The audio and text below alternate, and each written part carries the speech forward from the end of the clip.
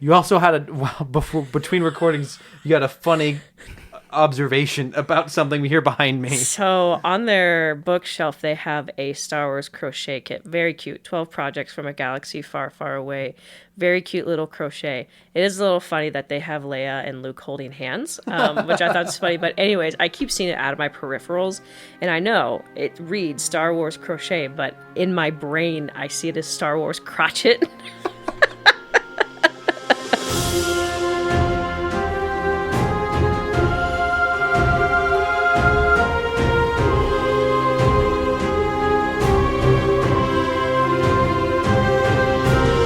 All right, we'll drop you back into. We're gonna drop you. I'm just gonna do a clean edit. We're gonna drop you guys back into the podcast like they dropped Optimus Prime's body on the military tarmac without grace and sudden. So negatives, lots of them. Where to even start? So, just an FYI, She just showed me her notes. What do you got? What are you gonna start? Devastator. I had on my list to ask you about that. I was very curious about your opinion of Devastator. Devastator would have been cool, except for the fact can I say this on the podcast? Go for it. They gave him balls. I hate that. That is just so, like, because he's a bunch of construction vehicles and so all it's meshed. two so there's wrecking balls. And it's just awful. It's for one throwaway line that would not have changed the outcome of the movie at all. And I hate it. Outside, I think if it weren't for that, it's fine. But ultimately, it's just so cheap. Mm-hmm. It's a dumb joke. But, like, so originally, so Devastator is originally a bunch of Constructicons. And they're still Constructicons, technically. And they come together, they're combiners, they form one big Transformer. One big boy. In the original G1, he's just a big Transformer. He's just a tall He's just a big guy. In this, he's like a big creature. The amalgamation point is cool on the cool factor. Yeah, so I think that the ball joke is short enough. Specifically what it is Agent Simmons is like following him so that he can keep track of him and like tell the big American ship to like strike him with the big laser gun that they have, which is a terrible sequence. But he's like, I am directly under the enemy scrotum. I hate it. It's a terrible joke. It's stupid, but it's short. It's not drawn out. It's not like he like hits Optimus Prime in the head with the wrecking balls. It's short enough and it's so quick. I think the creativity that they did, this is actual good change, I think. I will say, like, seeing him in the concept art is pretty cool. Yeah, I think in the movie himself, and all these scenes are shot in IMAX, and so even our DVD goes tall, and I think it looks really cool. It's not like like in a movie that's really bad, it stands out as pretty decent. I think that they made a good choice. It goes back to what I said earlier about that they chose to not make everyone a humanoid-shaped Transformer. Mm-hmm. This guy's a big creature.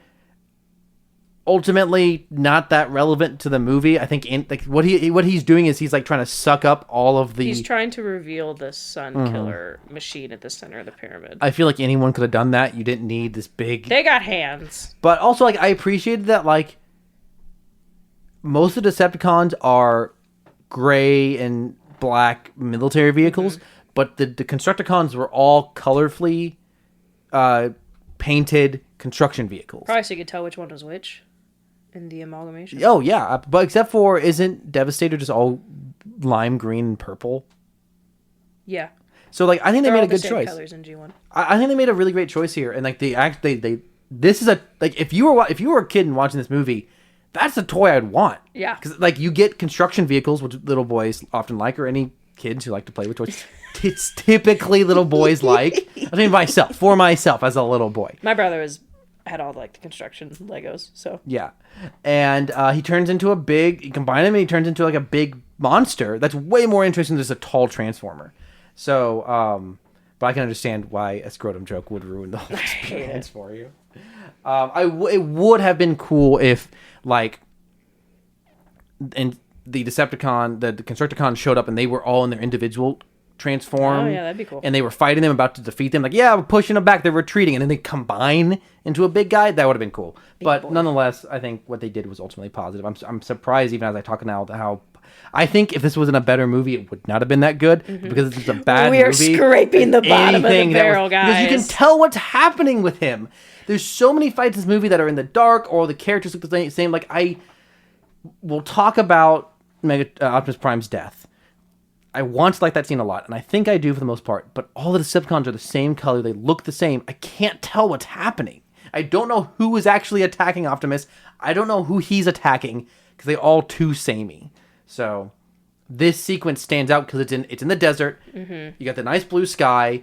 It's shot in IMAX. All the Constructicons are different colors.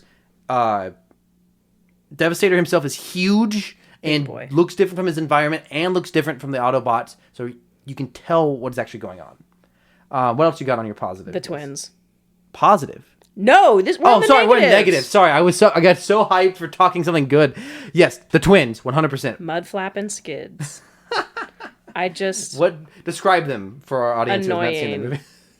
They're both voiced by Tom Kenny. I think they both are, and they are the comedic big quotes. Comedic relief. The death of comedy. And it's just they have these awful, tinny, borderline offensive gangster style voices. Yeah. And it's just they produce nothing. I don't think they really give anything to the film aside from dated jokes and just bad one-liners. I agree. They're like middle school boys. Like we said earlier, they are part of the main crew for this movie's plot. Yeah.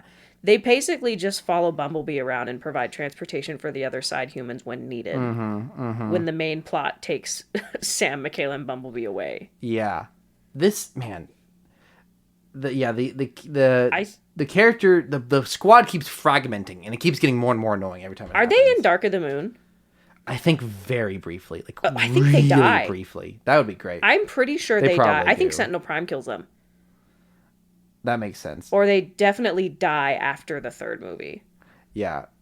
Because I think everyone went, this is of all the things we hated in this film, we hated them. You know what, This got a very strong negative reaction. Yeah. So I think, a lot of times after Transformers movies come out, vehicles will sell. Because of the popular characters. You know what cars I never saw ever? Whatever the heck they turn into. Mm-hmm. It's just... of all the characters we could have had, that is what we got. And it's just they didn't add anything really to the plot line, in my opinion. I could not agree more. Got nothing to add. Mad that they're there. At the beginning, they both combine. Okay, kind of a creative thing at the beginning. Mm-hmm. They both combine to transform into an ice cream machine or ice cream truck, which is kind of cool. But it's immediately undercut by the fact that on the side there's a close-up shot of it says "Suck my popsicle." Yeah. This is like one of the first images of the movie. Yes. This is like 30 seconds into the film. Was that thunder? Yeah. Ooh. Wow, that was wild. I was wondering if that would be a problem tonight. It sounded like someone playing a snare drum.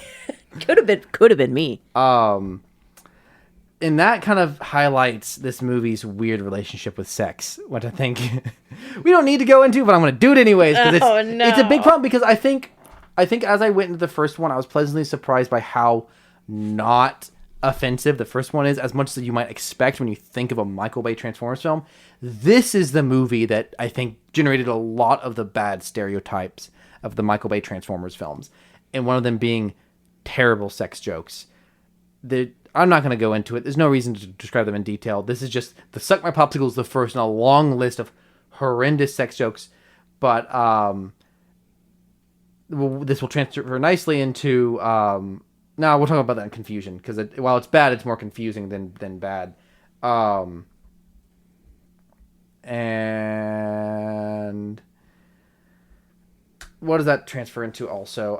The fact that these are two of the main Autobots goes into most of the Autobots are just totally absent from this movie. Our main characters kind of go on. Our main cast from the first film too. Yeah, a lot of the human characters are gone. All of the nerds, the code breakers, the hackers from the first one are just gone, which I don't know if I necessarily feel like they need to be in it, but their characters would make way more sense than Michaela and Sam, and also Sam's annoying roommate. But I know they're the main characters. You bring it back for the sequel, I understand. But the Autobot team is working with the military, and the military are being that their team is Nest. They're being shut down, so the Autobots are just nowhere for most of the movie. And so the cool ones, Ratchet, Ironhide, Sideswipe. Is there any others I'm missing? The girls, the only female Transformers in this entire 5-movie series. I've got info on that. Just not Quintessa, technically speaking. Right, so Autobots. Yeah. Just the ladies. Do they even have any dialogue whatsoever? I think it's RC says one line and immediately gets destroyed. Because one of my major criticisms of the first film is the Autobots are just not characters. They barely have any time because there's too many storylines going on. Mm-hmm. They somehow have less screen time in this movie. It's so sad. And obviously, like they want to give a lot of time to Optimus because he's gonna die and he's gonna be gone from the movie. He got more shots of his dead body than the other Autobots in the entire film. And I really like Ratchet and I really like Ironhide in these movies. I think they're fun performances. They're great character design. They're fun in G1. And they just totally screwed him up in this movie, I think. Let's see. What else you got on your negatives? The roommate, whose name I genuinely don't care to remember. I'm curious if this actor's ever been anything else, because there are so many things that needlessly carry over from the first movie to the second movie, but there's a lot that does not carry over from this movie into the third one. Like, this movie is so bad that they had to do a clean restart. They went, well, everyone hated it. What do we do? Now, to answer the previous question if RC has any dialogue, Gray Griffin, who is a very famous voice actress, she's in name an animated thing, she's probably in it. She's credited as the voice of RC, so she must have done something. Okay, so before we get on to the roommate, I was just going to say that since we've been talking about this, it's so weird because they're really only addressed as RC, but there's 3 of them. There are 3 motorcycles. Yeah. And they just don't, it's like the only one they talk about or even mention is really even credited as RC. I pulled this up just because, so RC, which we see in, she's first seen, I think, in the 1980 film, The Transformers. Yeah, that makes sense. And so was really the first one we see in the live action movies. But there's this quote from Michael Bay because they were asking him about her, and he goes, granted, this is from, so this is the MTV article, but this has been repeatedly circulated in various other news sources. Michael Bay, you know what? I didn't like RC, so I kill her later, all right? Oh, dang, dude. And supposedly it's because I guess they didn't I don't think he liked the way the character was developed in the film. But, I don't think you can really give a character 2 minutes of screen time and go, I don't like the way that character was developed. I don't think that's a fair assessment. Yeah, I agree. It's just weird because there's 3 of them. Yes. Are they all supposed to be RC? I don't think so. I think, yeah, that's bizarre. I have beef with that. Anyways. Okay, so quick question. This is an aside. I'm. That was me. Sorry, I'm moving back and forth in the chair. You're good. Stop. No, you're good. I just thought someone was coming in. It's my wife. Oh gosh, she found out that we have a podcast. Oh no. No, she watched the movie with us, and she's got a really funny quote that I'll say later. And I'm trying to figure out. Just give me just one second. I'm about to find I will not do that. I'm about to find exactly... Oh, no, I clicked on the wrong thing. I was so close to finding what I need. Gosh, IMDb, I hate the way it's structured. It's so bad. Okay. I need to confirm. So Frank Welker is the original voice of Megatron. Yes, correct. How do I... Dang it, IMDb. Was he also the original Soundwave? Because he's the voice of Soundwave in this movie. That's why I wanted to shout out. Was he? Yeah, he's credited as the voice of Soundwave. I don't remember. Sorry, normally I know that IMDb info. is not good at showing you when actors play multiple characters in the same thing because it just cuts it off after the first name. I don't know. Anyways, shout out to Frank Welker, great voice actor. He gets to play Soundwave in this movie. Did you know he did the roars in The Lion King? All of them? The roars in The Lion King were a mix of, not actual lion roars because they don't sound like that, tiger roars mixed with Frank Welker yelling into a trash can. This is unnecessary aside. I thought it was cool because I think the Soundwave performance is really great and it makes sense that's Frank Welker. Looking forward, I did not know that he plays Galvatron in 4 and he plays Megatron in 5. I think it's cool that they finally brought him back because I love Hugo Weaving. He said that he hated doing this, playing Megatron in these first 3. He's not very good at it. We got to hear more lines of dialogue from Megatron other than "Give me the cube, boy," because that was all he said in the last film, just in different variations.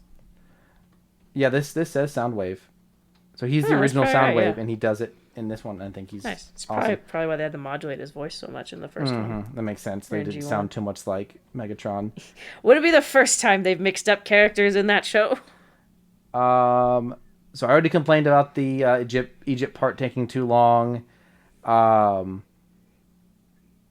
We started to talk about the roommate. Oh right, I was looking him up as an actor. I forgot. Sorry, I got sidetracked looking up because Frank Welker. I was like I need to put my Michael Bay quote about RC in this before we move on because I want to come back to it. Dang, there's so many actors in this movie. This is so unnecessary. Leo Spitz, Ramon Rodriguez. I will admit he's bringing a lot of energy. Very high bad energy. Bad vibes. I don't blame him. I think he's doing what he's been asked to. I would not trust him with my drink. I would not trust that character with my drink. He's mostly a TV actor these days. Oh my gosh, he gives Big Bang Theory vibes. That's what I couldn't place. It's always funny. Like, there's a lot of things that like at any given time for an actor are like a safe bet. Like, it makes sense why you would say yes to this. These days, it's smart to be in a Marvel thing. Because chances are you'll have a reoccurring character you can play as, or you'll have a memorable one-off performance. And a big old paycheck. But obviously, there are some Marvel things that did not pay out. He got to be in one of the most widely hated Marvel things, the Netflix series Iron Fist. Oh my god! Like, of the long list of Marvel stuff you could have been in, that's like bottom 3, I think, for a lot. I've never seen it myself, but like, that's not like at the very minimum of if you want to get into a Marvel thing, hoping it'll keep reoccurring. That was the like last one you'd want to be in, outside of maybe the Hulk movie. Even then, it's raining. Yeah. So listeners are gonna have a nice. Wait, hold on. ASMR. No, we are not turning into ASMR. You tried this last week. I refuse. We're gonna do ASMR right now. Maybe this will relax us a little bit and calm us down from the raids we're putting ourselves into. Okay, that whole Marvel thing is way off. It's like this actor, like Transformers. First one's a big hit. Sign on. Become the most hated human character. Oh, Marvel, sign on. The most hated character in the Marvel stuff. Oof, he did get to be in Defenders, but like as you said, even like actors from from Mr. Incredible. Oh, dang it, raining. Shoot. We brought this upon ourselves. There's some sort of evil DVD. I got just for like some context. I have the DVD of Transformers: Revenge of the Fallen because I found it unopened in clearance at Walmart in the year like 2018 or 2019. 2018, the year of our Lord. Like, someone found this. Oh, we're about to get hit by a big red spot. Oh my gosh, it's gonna keep coming. Going fast. This is like, it would have been funny if it started with the thunder when we first started recording. It's like a horror episode of a TV Ominous. show. Okay. Okay. So related. Okay, no, not related to that. I keep forgetting I want to talk about that in confusing parts. Unrelated. This movie is like 25% an ad for the U.S. and Jordanian government military. Of course. Like, it legitimately becomes a recruitment video. Oh my gosh. Okay. I always think about this because so in the area where they're going, continue what you were going to say before I go on my tangent. Well, just so I referenced earlier, all the characters are now in the Egyptian desert, including Sam's parents, which is so forced. But like you said, it did bring up some nice emotional moments. Soundwave, the plane guy. Jetfire. No. The other Starscream. one. Starscream. Oh, the other plane. No, the other plane. Starscream. Which one? Starscream like knocks out everyone's communications, and so the blast. characters spend like 30 minutes just being like, "We can't talk. Our comms are down," and it's just like a problem for. It's just like, okay, mobilize the military, and it's just shots of like, it's just like you have like government officers just shouting jargon, and you just have shots of like, look at all the stuff we have, come join our military. It's bizarre. So here's the thing that is just really weird for me geographically. So when they first arrive in quote unquote Egypt, I'm about 95% convinced, I remember reading that first shot when Jetfire brings them to Egypt, that's not Egypt, that's Jordan. I'm pretty sure all the filming they actually did was in Jordan for this. Because let's look at shooting location. Because when they showed up, I'm like, that's pretty Jordanian wilderness, really. But wow, this is some nice. I hope this calms our viewers from our just. This is gonna wash my car. This is so nice. Spewing toxic nonsense trying to describe this movie. I'm about 95% sure they filmed all in Jordan, and not actually. And maybe I don't know if they got permission to go to the pyramids. I don't know. The first review on IMDb is 6 out of 10. A good sequel. What are you talking about? Oh. What are you doing? Are you being held hostage to do that? One of my favorite podcasts, they constantly go, everyone's allowed to have their opinion. It's okay, but it's fine. You're wrong, but it's fine. But it's okay, but you're wrong, but it's cool. But so while you look that up, so they land in Egypt. And so they can't be too far from the pyramids. Or they're somewhere in quote unquote Egypt. And then they go to Petra. Mm-hmm. The pyramids to Petra, one way, is a 4-hour drive. And they drove. They didn't take Jetfire. He just disappeared in the... He said, go find your destiny. And dipped for like 45 minutes before he comes back to sacrifice himself. That's a 4-hour drive one way. Also, them just...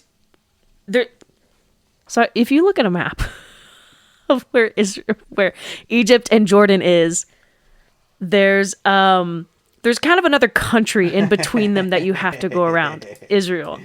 And so, I mean, they're just avoid that. Yeah, probably because they... Of all the good choices this movie made, like this movie tackles a lot of things it shouldn't be dealing with, but not talking about Israel... Probably for the better choice. For this movie. Just is not worth getting into for a movie this simple and about robots fighting each other. But so they have to drive from Egypt to Jordan to Petra. 4 hours. They screw around at Petra. They probably spend, an hour there, tops? They have to drive another 4 hours back to the pyramid. That is... And no time has passed at all. That's great.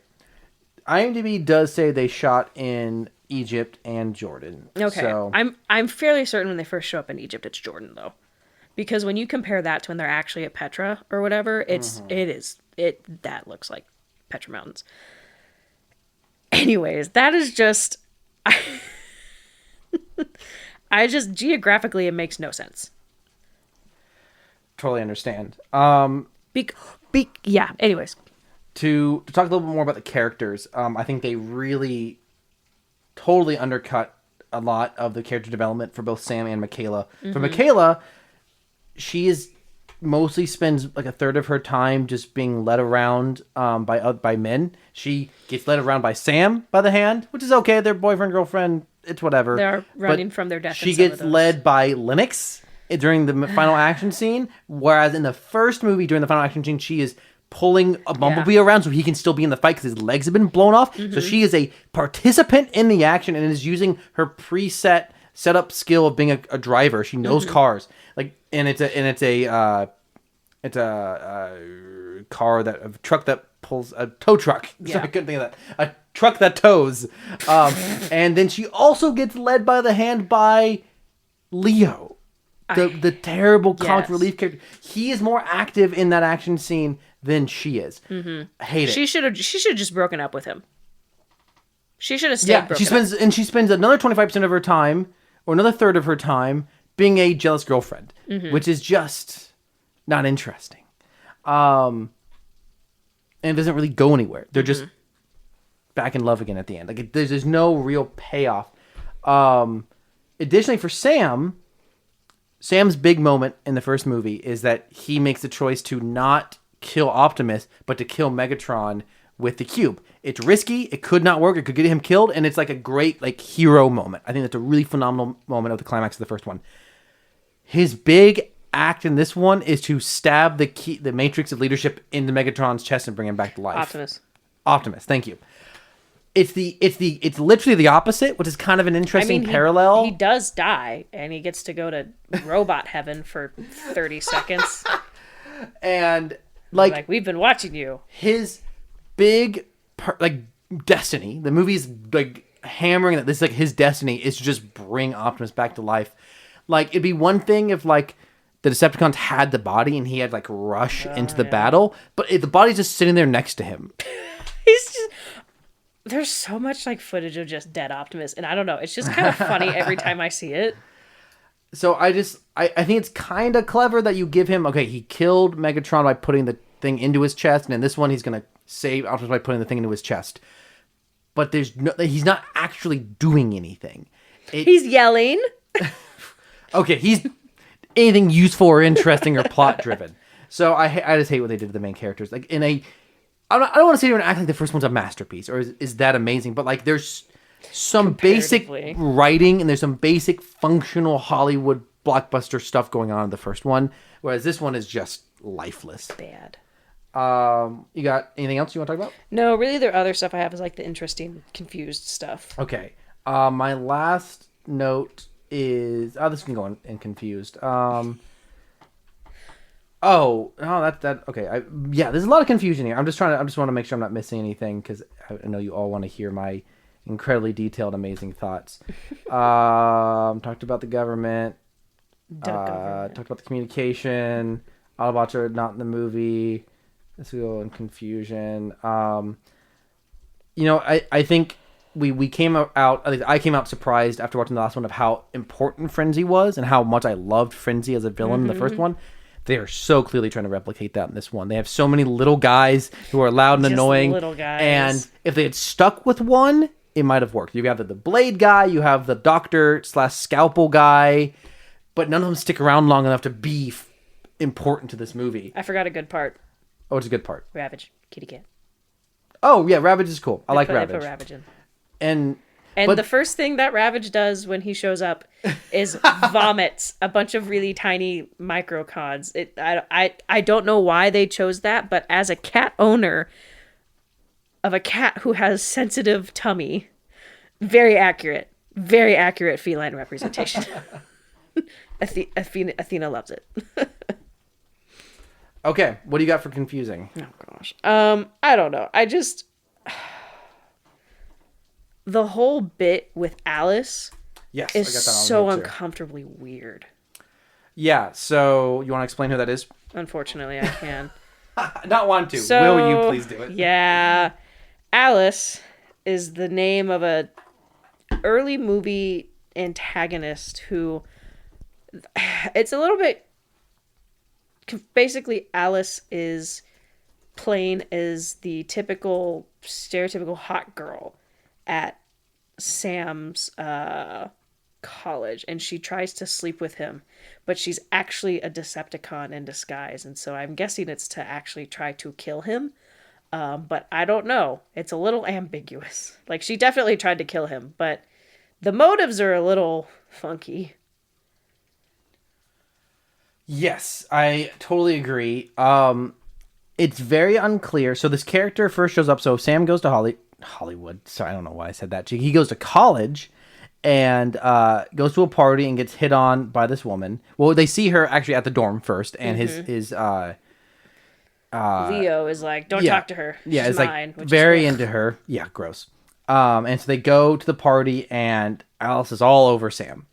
And then Bumblebee shows up. Bumblebee's not supposed to be at college with Sam. And they get in the car, and like Alice forces her way into the car, and they're just driving away. And she's continually hitting on Sam. And Bumblebee is like playing songs through the music, trying to allude that this, like he plays a song about cheating, and he plays a song about a girl being crazy. And then Bumblebee makes her chair slam her head into the dash, and then he like sprays goo all over her from the dash, and she gets out and leaves. We later figure out that she is some sort of Decepticon who can disguise herself as a human, as she's trying to hook up with Sam. Go ahead. That's the first live-action female Transformer that we got to see. And we see her underwear. I'm putting this in my ranking of garbage. Anyways, Yeah. It's just odd. There's one of two possibilities here. Either this Alice character was a human, and the second time we see her is a Decepticon, or she's a Decepticon the entire time. Neither of which makes sense. The latter option is definitely the worst. So either she was a real human to begin with, and that would explain, like, if she was a Decepticon and she was in a car with Sam, and when she got sprayed with goo, she got up and left. If that was a Decepticon, that behavior doesn't really make sense. I feel like Bumblebee would have known. The only thing I can parse out is that possibly Bumblebee suspected but did not know for sure, and he was testing her, and her leaving kind of to Bumblebee confirmed that she was actually a human, because a Decepticon would have like fought. If she was a human, that makes her leaving make more sense, but it makes all of her behavior up to that point of her, the way she was coming on to Sam, makes no sense whatsoever. There's like, she's just like, it only makes sense if she's a Decepticon who's trying to get information from him. So this either way, bizarre character. I will say, and offensive, I'd say. The party scene has one good joke. When Bumblebee shows up on the lawn and the frat boys are telling him to leave, and he goes, "Oh," and Sam goes, "Oh, it's my friend's car. He was actually just leaving to find you a tighter shirt," to one of the like dude bros, and his friend goes, "We already checked. There is none." I don't know that, I'll give that movie a couple percentage points up just because that's funny. Absolutely. But then also when she transforms into her full robot form, the end of her tongue is still a human tongue, which does that imply that she what? Rachel is taking things off of, she's like tearing pieces off of my chair. It's gonna go. Can't have anything. I'll put it back. I can't. Does that imply that she killed the real Alice and took her place? I don't know. Though this also kind of makes me think of another element that we can talk about that's confusing. Oh, the other side doesn't have one. It's fine. Thanks. This movie's, at least for the first half, trying to, through different various parts of the movie, trying to be kind of horror coded. This sequence with her is very horror coded. It's the writing. Michaela trying not to scream when the Decepticons are like around them in the desert. Yeah. There's a lot of sequences that are shot, edited, and like sound edited, very much like a horror. You just need the violent. I just think that's the wrong tone for this movie that's trying to be an action movie that sells toys. It's just off. It's definitely some of the stronger bits in the movie. I'd say like it's the part where the movie like is accomplishing what it's going for, but I don't think it's a good choice. It also gives the movie tonal whiplash. Some other stuff I have that's very confusing. Actually, really my other major note is this movie is weirdly similar to Zack Snyder's Man of Steel and Justice League. The part where the silence broadcasts over all of human technology is nearly identical to when Zod shows up on Earth in Man of Steel. Zod. And there was another. Oh, like in Justice League, in the theatrical cut, it's Steppenwolf. In the Zack Snyder cut. Thank you for that. Zack Snyder's cut, it's actually Darkseid. Darkseid came to Earth at the start of humanity looking for a thing to destroy the universe and then goes away and comes back. It's just it's weirdly similar. It's kind of not a great sign when there's a bunch of dude bros on the internet who are obsessed with these movies and they are ripping off one of the worst movies ever made. I'm so glad that you enlightened me that his name is Darkseid and not Darkseid. Yeah, if you've never heard it said out loud, it looks like Darkseid. Like that. Zach. Question for Zack Snyder: what the heck are you doing, man? Why are you so inspired by like? I get that movies borrow from each other. I have no problem with that. I think it's smart. If another movie did a thing that you think would work in your film, that's cool. Show respect to the movies that inspired you. Of all of them. Not Revenge of the Fallen, bro. Not Revenge of the Fallen. And I know other movies have probably done this, but like these, if you've seen Man of Steel or Justice League and you watch this movie, they are very similar in those regards. Anyways, you got anything else? Do you know it's never really acknowledged ever again in these films? What? The hatchlings. Oh yeah, explain what that is. Oh gosh, it's super weird because I don't think we really see this in any other continuity. So when Megatron comes back alive, first thing he does is flies to the moon of Saturn to go to the Fallen, who I guess has just been chilling, taking an old man nap in his kind of oh gosh, what's the word I'm looking for?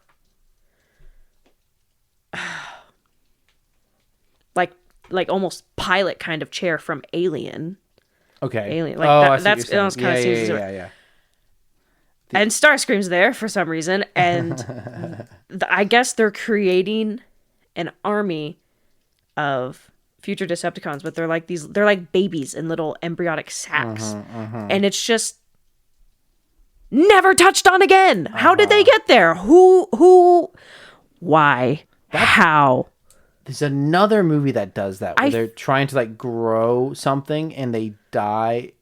Oh, I think weirdly, it's the 2004 Van Helsing movie with Hugh Jackman, which is a weird pull.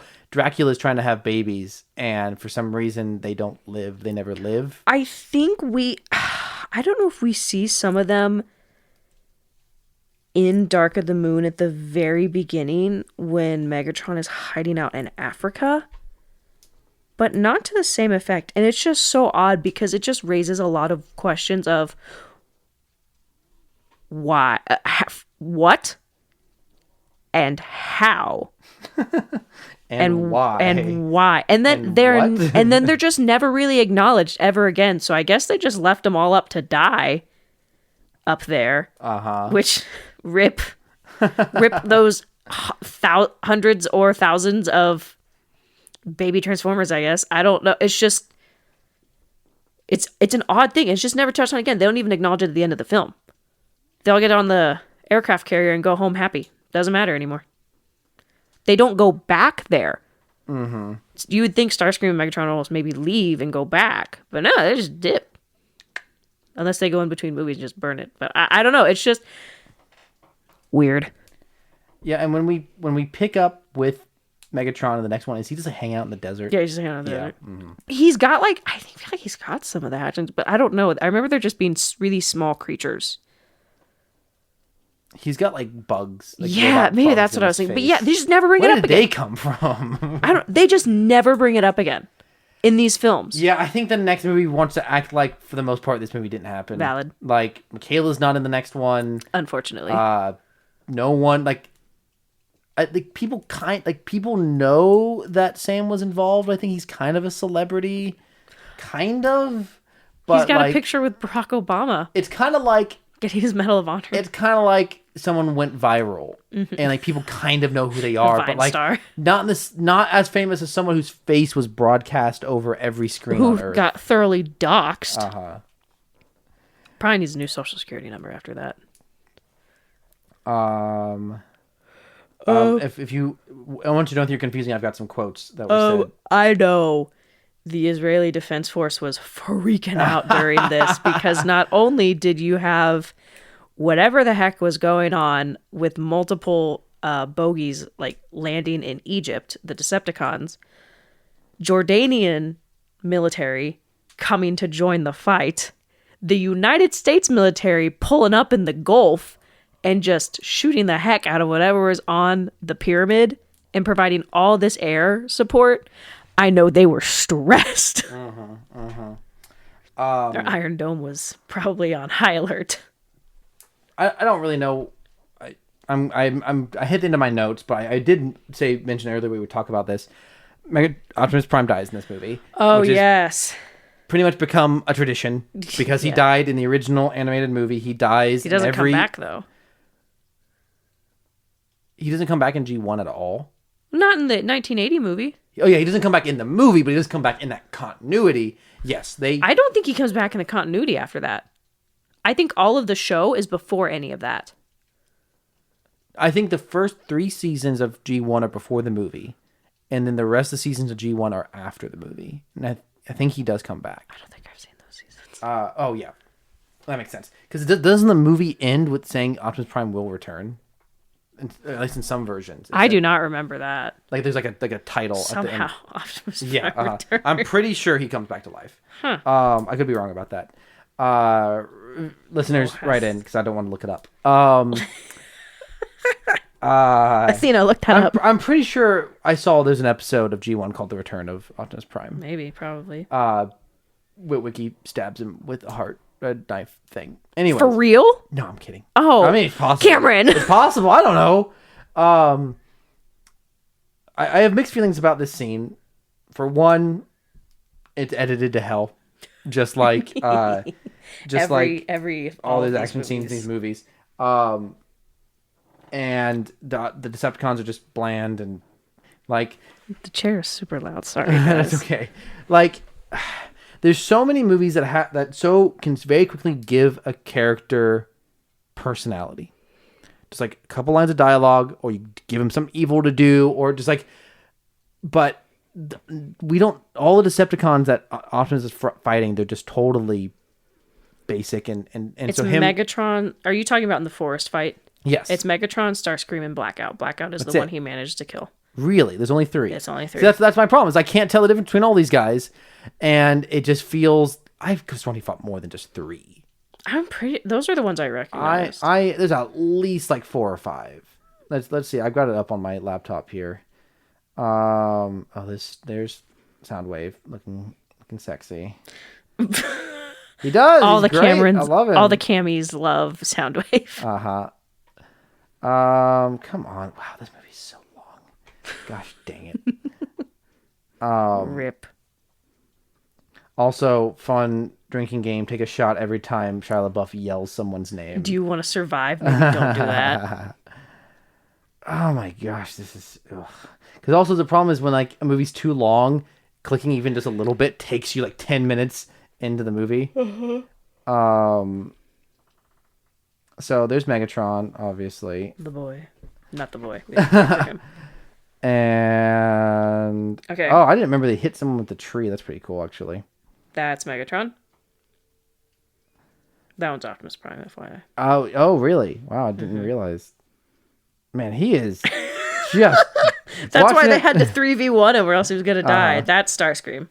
No, that's Blackout. My bad. No, so Blackout, he's the helicopter And from the that's first Starscream, one. There's yes. Starscream. I could have sworn there were more in this.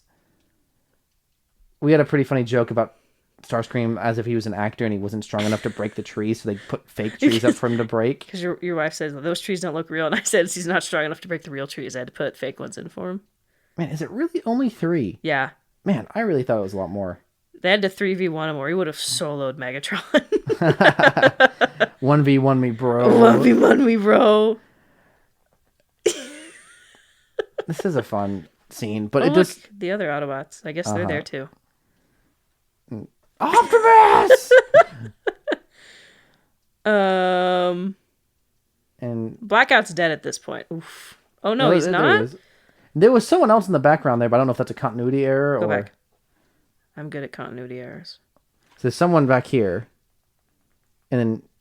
I think that might have been Blackout. They Yeah. just didn't do their work in that.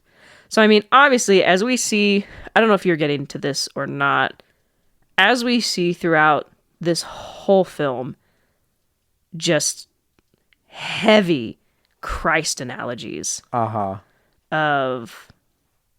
I mean, we almost see in multiple characters. I mean, which is also a Man of Steel thing. yeah, I mean, yeah, see, there's only 3 of them. Yeah. So, but just obviously the main one is Optimus, who dies and then is resurrected later. Well, and after he dies, Bumblebee is talking to Sam through the radio, and he, and he uses pulls a a clip. snippet from a sermon Yeah. about his sacrifice not being in vain. Yeah. So yeah, the movie makes a direct parallel in that moment between Jesus and Optimus. And even almost Sam as well. Or maybe martyrdom more for Sam. Yeah. Because like Sam kind of dies. It's more of like a momentary death, and he comes right back. He's not like resurrected. Lazarus. He like has a vision. Yeah. And then Optimus is truly dead. And so I guess like I think the fight scene itself is good. Like it makes you care about Optimus. his death is tragic. You feel it from Sam's perspective. Okay. The first time I saw this, I was blindsided by this. I never saw it in theaters. I was watching it at home one time in our basement, and I was blindsided. I was texting a friend at the time, like, he dies. She knew. She was waiting for you to hit the point. I was, like, thoroughly blindsided by this. I was devastated because I didn't know. And the fight starts with the very famous "I'll take you all online." Yes. Super great. But yeah, I mean, the fact that he comes back later in the movie, like, I don't know. I guess, like, for the most part, if you watch this movie, you know he's probably not permanently dead. It would have been more impactful if the movie ended, like, if somehow Optimus Returns. Somehow Sam ended up being the hero. Like that's, it could be a similar twist to the original animated film of how, like, you entire thing, you think Ultra Magnus is the new leader, you think he's gonna get the Matrix of leadership, and then Hot Rod gets it instead. You could have done something similar with Sam, because they kind of go down that line, that path here. It would have been interesting, or if you give it to Bumblebee, like, Sam makes a decision and like rides Bumblebee in the battle or something. Bumblemus Prime. Gosh dang it. Bumblebee Primamus. That's so bad. And we've officially entered the slap happy portion of our recording. It is 10:50 p.m. And okay, you got anything else? Interesting. So we were curious where they filmed the college scenes. So the college scenes were shot at both the University of Pennsylvania and the Princeton University. However, neither school is named in the film, as both schools... I'm pulling this from somewhere. Both schools felt that the Judy Witwicky scenes were more damaging to their image. Which, honestly, valid. That's...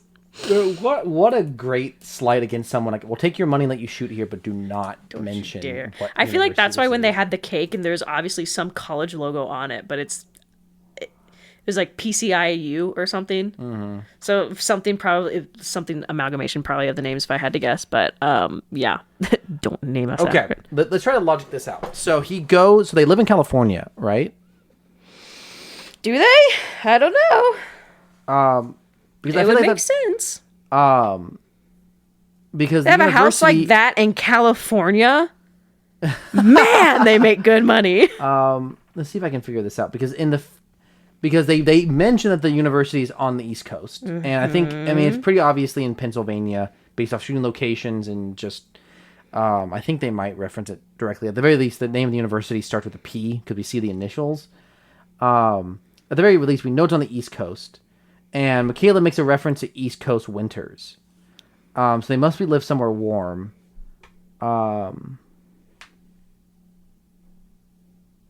Because Mission City's out in the desert from the first movie. Oh, and they would be close to Hoover Dam. Yeah. So...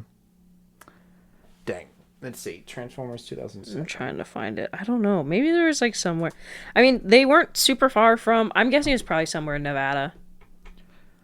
At the very minimum, it's probably on the West Coast. And... West Coast. Thanks. 6 SpongeBob reference.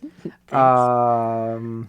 The planet Cybertron. No, wait, that's not right. Shut up.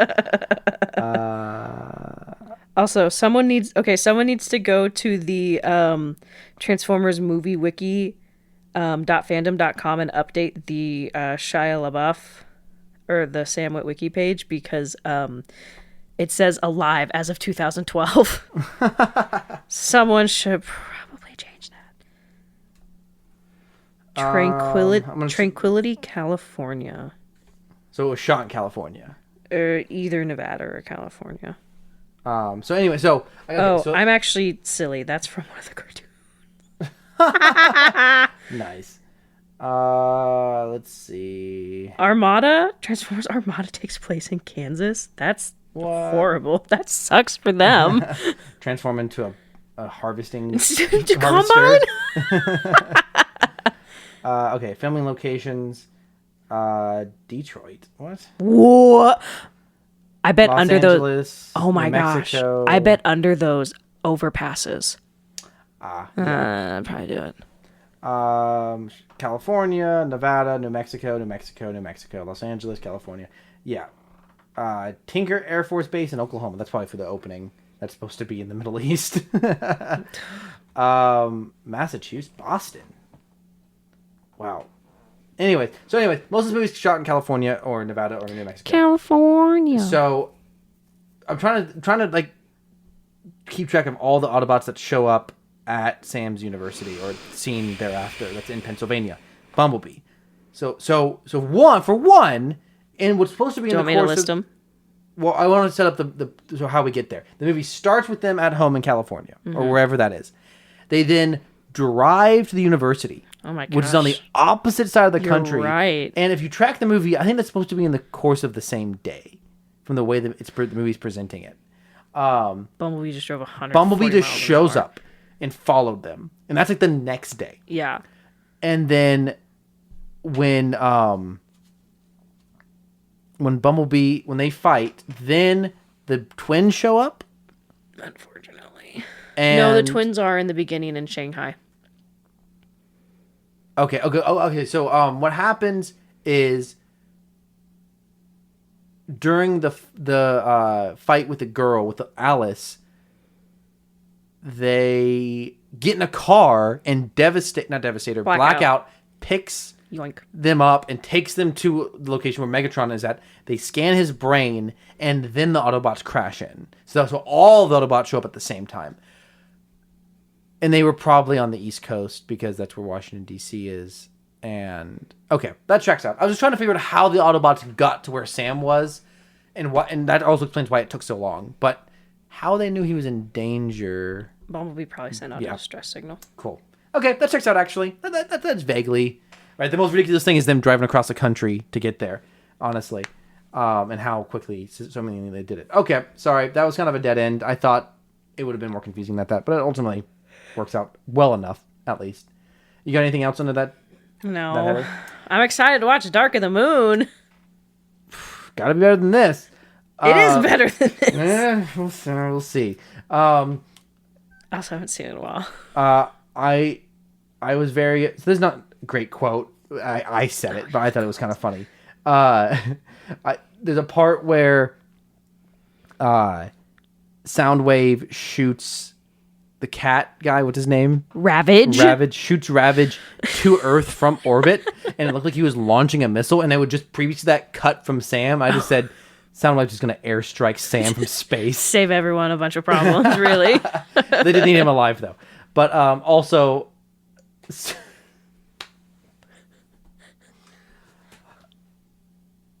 while Sam's mom is high on a college campus after eating a pot brownie, which is not an element that should be in a Transformers film, she says to some girls, "My son just popped his cherry.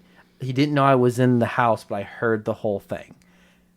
Then later, someone calls Sam a boy, probably Megatron or maybe Optimus, and my wife just says, "He's not a boy, he just had his cherry popped." Which is a brilliant callback. So props to you. Oh, gosh. Do you have any funny... I didn't write any quotes down. That's fine. We can stop talking about this movie. I didn't write any quotes down, I don't think. Outside.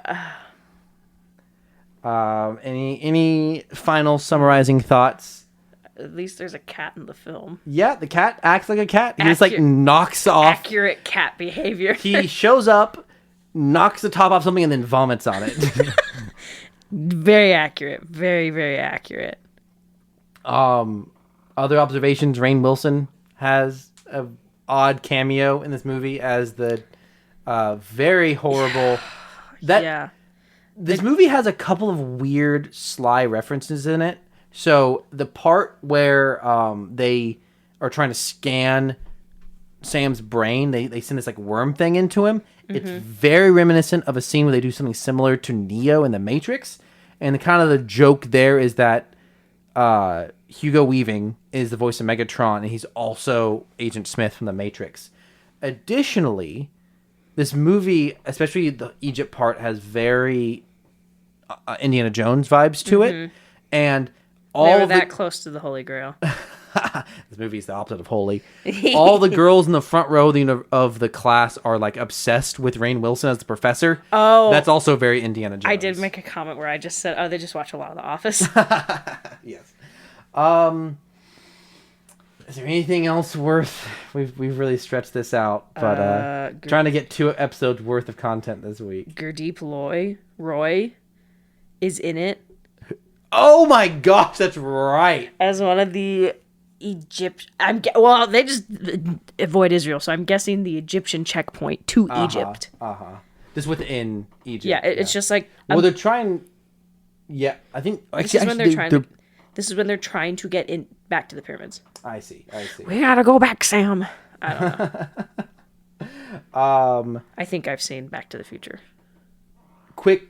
We mentioned this in the previous episode, but this movie did have the largest holiday, like 3-day, 5-day opening weekend until what beat it out? Something recently here. Was it like Mario? Oh my gosh, that'd be funny. Something this year. Oh yeah, we talked about this. I can't remember what it is. Or I feel like it was Mario. Something. So just to say, this movie had. Or was it Spider-Verse? It was probably Spider-Verse. I don't know. Mario did really well. Well, like obviously there have been bigger opening weekends since this movie came out, but this had like the biggest holiday opening weekend until this year. This movie came out in 2009. Mm-hmm. That is nuts. But also it speaks to that it didn't end up like it did well. Like it made $800 million, but like it didn't like continue on that trajectory. It had a record-breaking opening weekend and then did like good, but not great, at least by today's standards, where movies are continually making $1 billion. Also, FYI, more $1 billion. If this movie wasn't already awful enough, the IMAX edition is longer. As if this movie wasn't long enough. How? They just have more action scenes in the IMAX version, which is the version we watch. I think we watched an extended version, probably. Maybe not. This says 2 hours, 29 minutes, right?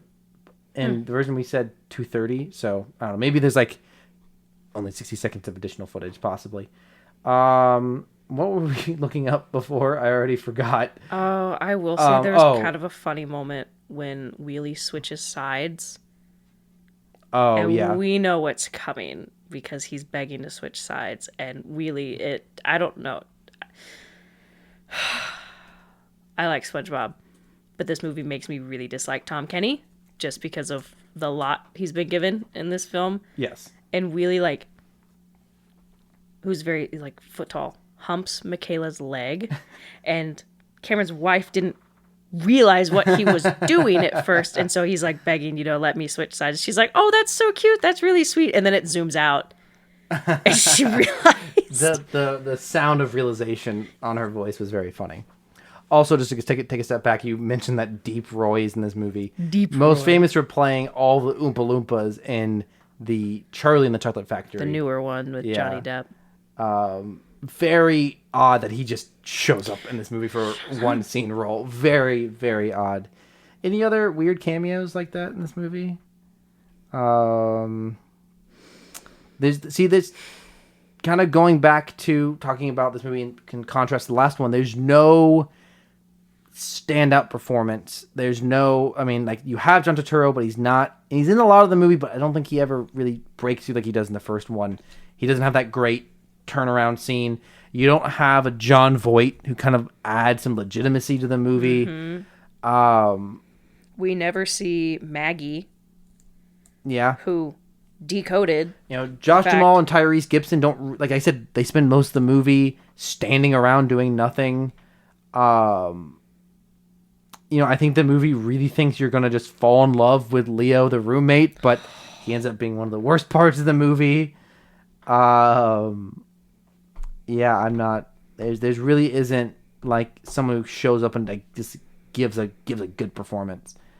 There was another element of this movie I was thinking about, and I think that's it. I think we're good. I think this is enough about this movie. Whoa. I'll give it one dead Optimus Prime body. Carcass. Corpse. Oh gosh, it's just so funny every time they drop him out of a plane. No respect for the dead. They just yeet. So that takes us into our favorite segment, which Rachel did not catch it while we were recording last week, but I did while I was re-listening back to it. She's renamed this minute Shmeem Schminute, but it's smaller, longer than a Schminute.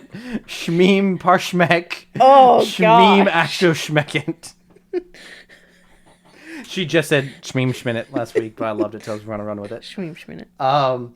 As we started last week, we each make one meme and we drop it in randomly in the rest of our memes and don't tell which one it is. And at the end of Shmeem Schminute, but it's schmonger than a Schminute. Schmonger than a Schminute. Shmeem Schmarsek, Shmeem Astro Schmeckett. We will each guess which meme the other one schmade.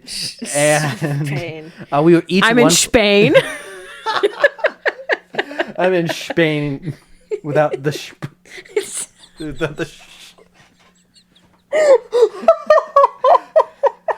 It's so hot in here. It's so hot. It was actually nice when it was raining. I feel like it was actually a little cool.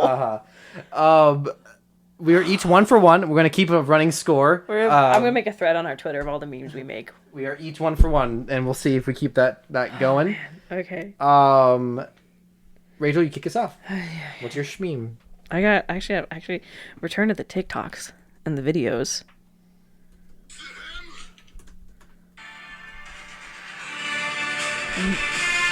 It says, me in the cinema when this masterpiece was played once again on the big screen. And it's this very popular video of a guy levitating. And that is the Till All Are One from the new Rise of the Beasts film. Probably the best part of that movie. Yeah, in a movie that was fine but did not elicit a lot of strong emotions, that really got a strong reaction out of us. Yeah, baby! I'm talking about, let's go! Are we going back and forth? Or are we doing them all at once? No, I'll do mine. Okay. Next one. Let's see. Sorry, I didn't have enough. I'm trying to look up something for our closing. Can I pop my knuckles? Oh, I'll wait. I'll save it for the end. Wow, it's gonna. Okay, give me just a second. Sorry, I was not properly prepared. Okay. Here we go. I found like 3 or 4 memes today. Like it'll happen. I found a bunch in the like it'll be weeks. like late fourth quarter. I'll find a bunch of good memes. It's always great. So this is a drawing of Death standing at someone's door, ringing the doorbell, and a guy sneaking away. And Death is labeled Luke arriving to mess up some Dark Troopers, and the guy sneaking away is Boba Fett gapping it. I've never heard the phrase gapping it, but I love it. This is obviously in reference to the season finale of Mandalorian season 2, and it looks like the black robe is what Luke looks like. Oh, so good. Is that the Grim Reaper? Have you ever heard that phrase, gapping it? No. I'm gonna look it up real fast. Just a second. What Gapping it. Urban Dictionary, to lose really bad in a race. It sounds very British to me. That's also why, or Australian. Gapping means to run or sprint away from a certain situation or place. Typically used in and around New Zealand. I was close. Oh. Well, hey, that's really funny because Tamara Morrison is Maori. Yeah, there you go. Very good. Fun, very fun. Okay, what else you got? This is a clip from... It's another Rise of the Beast. It's a clip from Up. Okay. I'll explain it because I just want you to watch this it. is a great format. I love this format so much. It's Optimus Prime. Master, got it? I don't want you here, and I don't want you here. I'm stuck with you. So it's labeled as Optimus as Mr. Fredrickson, and so it's when they've just landed on the rainforest, and he's mad, and so he says, "I don't want you here." He points to Doug, who's labeled as Elena. He goes, "I don't want you here," and it points to Kevin the bird, who's labeled as Noah, and it's really funny because Kevin like screams back at him, which is funny. And then I'm stuck with you is the boy labeled as Mirage. It's good. Really quick side tangent because I forgot to mention it because we kind of see some interesting differing personalities. There's like this kind of fan theory that Optimus Prime dying for such an extended period of time only to be resurrected is what makes him turn into a psychopath later in the films. Yes. It I saw this fundamentally video. changed him. It definitely. I mean, he is very brutal in the first one, and especially in this one before he dies. He takes a But turn. man, he comes back like there's that great meme of freedom is the right of all sentient beings. You show something. Freedom is the right of most sentient beings. Sentient He definitely beings. comes back feeling like most or some. Okay, so this is just a visual meme. Obligatory Oh my visual meme. gosh. It's Indiana Jones, but it's J.J. Abrams, who, if you don't know, directed both Episode 7 and Episode 9. And it's Indiana Jones when he's replacing the idol with this thing of stone, and the idol is Snoke, and the bag of sand is Palpatine's head. Palpatine. And plainly just swapped out Snoke with I wanted to call it Optimus Prime. Which we made the joke earlier. Somehow Optimus is written. What if we got Peter Cullen in Star Wars? Yeah, do it. Give him So a jarring. character. I'm here for it. No Chris Evans, but I'll take Peter Cullen. What else you got? AI has gone too far when it comes to being able to replicate voices. Because I came across this today. 'Cause I get 1,000 hugs from 10,000 lightning bugs. That is someone who has made an AI cover of Fireflies by Owl City using the battle droid voice with AI. It's cool. It's good, but it's the reverb on it's really kind of funny. But yeah, AI's gone too far. Okay, what else we got here? So, have you seen references to the trailer for this new movie called Wonka? Which is funny that this comes. Wow, this is weirdly relevant Whoa! to what. I don't know if I've seen the trailer. So there's a prequel film called Wonka. I thought that was actually just a joke. No, it's real. Totally real. It's worst. The guy from Dune and Little Women and Call Me by Your Name. Timothy Chalamet. Timothy Chalamet, yes. Timothy Chalamet. Yeah, is playing young Wonka, and I haven't seen the trailer, but in it, I'm trying to remember this actor's name. Gosh, dang it. It doesn't really matter. Famous British actor. An adult, fully grown man is playing the Oompa Loompas. Like they look like the Oompa Loompas from the classic Willy Wonka movie with the green hair, orange skin. Well, Ray Skywalker Core on Facebook posted a picture of this Oompa Loompa with the comment, Jason Syndulla in Ahsoka. Presuming that this is what live action That's so Jason Syndulla- mean. It's funny.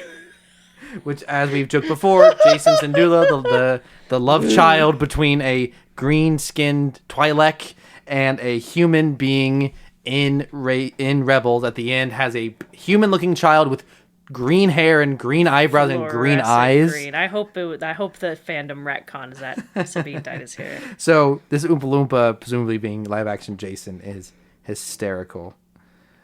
What else you got? This is like a conversation between Obi-Wan and Anakin. Obi-Wan, I hardly slept last night. Anakin, when you can't sleep, it means someone is thinking about you. And internally, Obi-Wan goes, maybe it was Satine. Maybe it was Satine. The next picture, Maul at 3 a.m. Kenobi! It's just... Seen that one. I've almost brought that one on the pod a couple good. times. Good meme. So this is a Twitter screenshot. Luke. I feel like FYI screenshots don't count in our memes that we make. Okay. Unless... unless... Luke rushes back to the moisture farm to see if his aunt and uncle are okay. Uncle Owen and Baru. What's crack-a-lackin'? No! And it's a skeleton. So bad. Oh, no. That's the only way the stormtroopers could have taken down Aunt Owen. Uncle Owen and Aunt Beru. You gotta burn them. Indiana Jones 5 spoilers. So this is that popular image of the two buff arms, like holding hands, like in agreement. Shia LaBeouf is said to have died off screen in the 5th movie, Transformers and Indiana Jones. Like, Yeah, weirdly. Yeah. I was in the theater a couple weeks ago when I saw that movie, and I was like, they killed off Shia LaBeouf off screen in an offhand Find remark. a nickel for every time. It's so crazy. But But that's also just so indicative of how he just burned his career. But also, like, he was in Transformers and Indiana Jones because of Steven Spielberg. So like, he burned that one bridge and it ended both. Spielberg. Spielberg. Shmia Schlaboff. Spielberg. Schmindiana Oh, gosh. Schmones. And the Schmile of Schmestiny. Oh man, so this is a very popular meme format. Mom, why is my cousin Diamond? I don't know if you want to read. Or Mom, why is my cousin Diamond named like that? Because your auntie loves diamonds. What about me? Enough questions, Star Wars Rebels. Oh my gosh, that's so good. This is good. Okay, I think this is my last one. I also have a last one. Her, he's probably thinking about other women. Him, what I really need is a droid that understands the binary language of moisture evaporators. And it's It's Owen and Beru in bed. I love memes that play on obscure quotes from the original trilogy. So good. So this is a reference to a Tumblr post that came out a couple weeks ago where a mom posted a picture of two young girls of my daughter name and her brother or my daughter name and her sister name. And someone responded, "Are they not both your daughters? Why is so and so not given the daughter title?"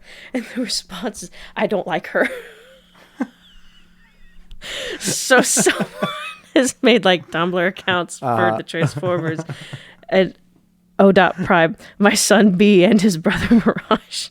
Scourge, are they not both your sons? Why is Mirage not given the son title? O.Prime, I don't like him. That honestly would probably be like, give that movie a little more energy. I don't like him. If Optimus has had like subtle hatred for Mirage, like he probably does. Honestly, I don't remember the movie that well at this point, but really good. I felt like maybe, let me check my notes here. I may have had like a saved video or something. Ooh, a video. No, I don't think I do. This chair is just, you're just going to hear me rocking back and forth this chair all the whole time, guys. Sorry about it. What else you got? That's it. That's it. Okay. Oh, good. Matching number. Okay, let me send you all my memes so you can take a good guess on which one I made. I need to find more so you have more that you have to choose from. To statistically increase my odds of winning. I feel like we actually kind of have like a weird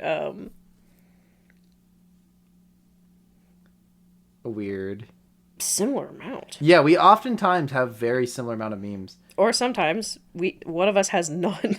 Well, last time we did a 2-part episode, you saved a bunch of memes from you attended. So that week was really applied. But other than that, they're normally pretty close. One of my favorite reactions when I talked about my podcast around some people was telling them about the podcast and someone looking it immediately up and going, 1 hour and 15. I was like, that's one of our shorter episodes. I was like, yeah, that'll do it. Hold on, I gotta take all the screenshots out.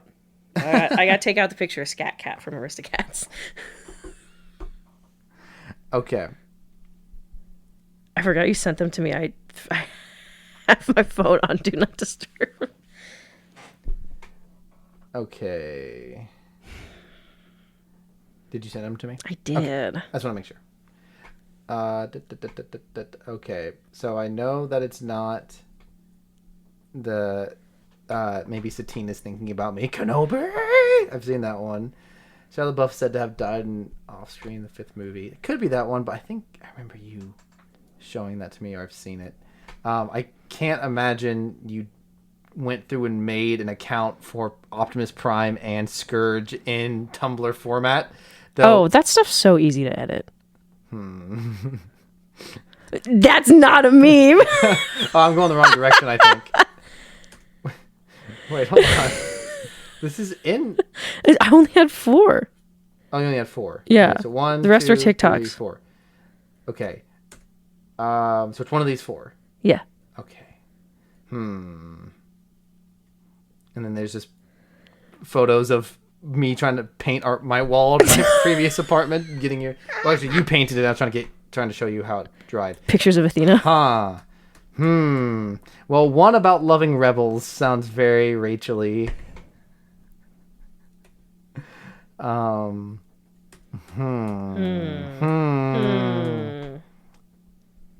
you ready to guess? I have no idea. Okay, I can narrow some down. I know it's not the Rey Skywalker core. With the Oompa Loompa one. Because I saw that one. Oh, okay. I saw that one on social media today. So good. So funny. And I know it's not the Boba Fett gapping it, considering you went, I have no idea what that means. You don't know how big of a performance I'm putting in here.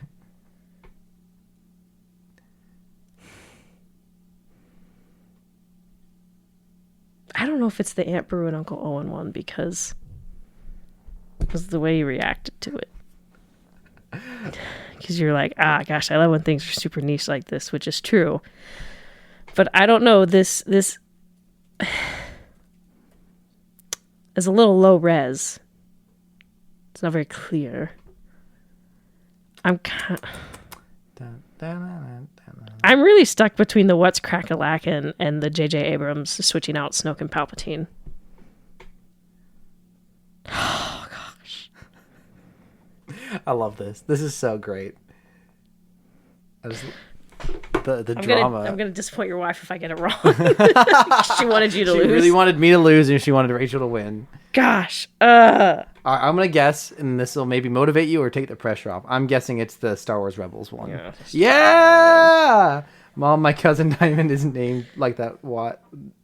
Mom, why is my cousin Diamond named like that? Because your auntie loves diamonds. What about me? Enough questions. Star Wars Rebels. I'm just saying, if I have a child and I name him some form of Ezra. Rachel has legitimately made a lot of reference to naming her future child Ezra. Middle name.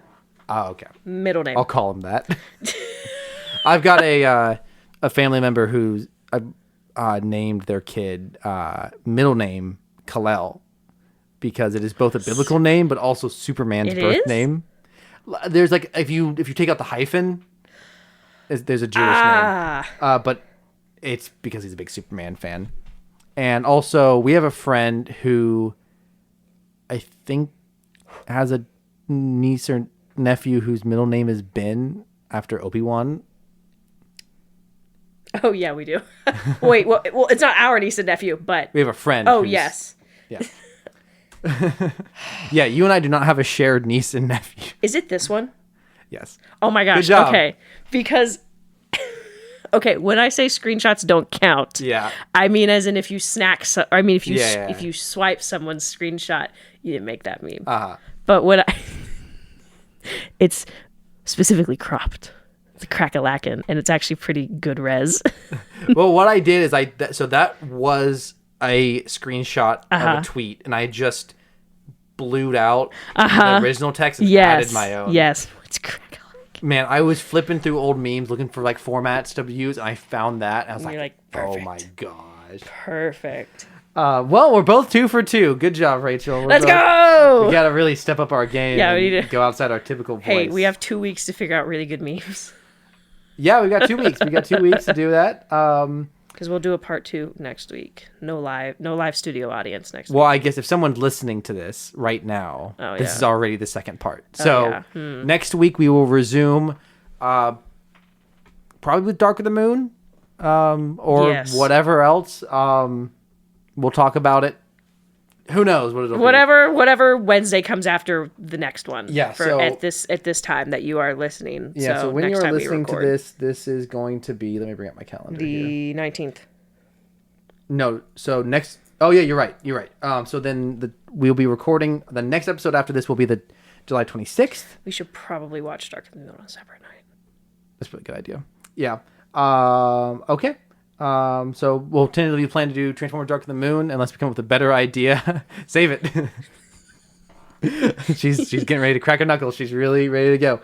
I'm ready. As always, be sad if it's bad. As always, thank you to Caleb Jacoby for our intro. Gosh dang it. Shmaleb Shmakobi. Ashmalway Schmank Shmoo to Shmakeup Shimbako Shmaleb. Schmakobi for our Schmintro and Schmaltro music. Props to Rachel for our smart work and Schmitter accounts.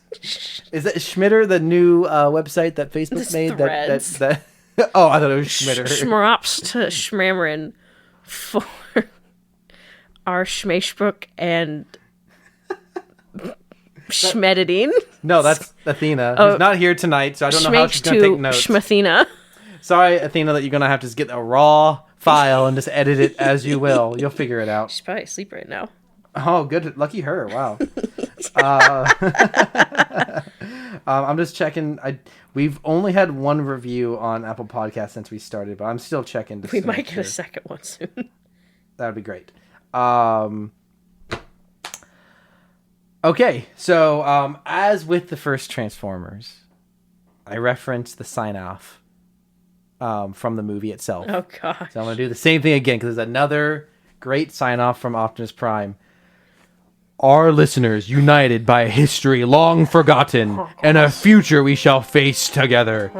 This is Cameron and Rachel signing off, and we send this message so that our cast will always be remembered, for in those memories we live on. Thanks for listening.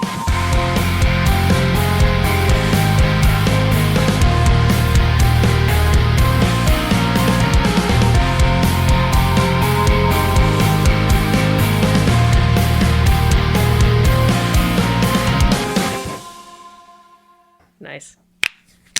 Oh, that really spiked. That spiked the schmadio. Good night, everyone. Good night.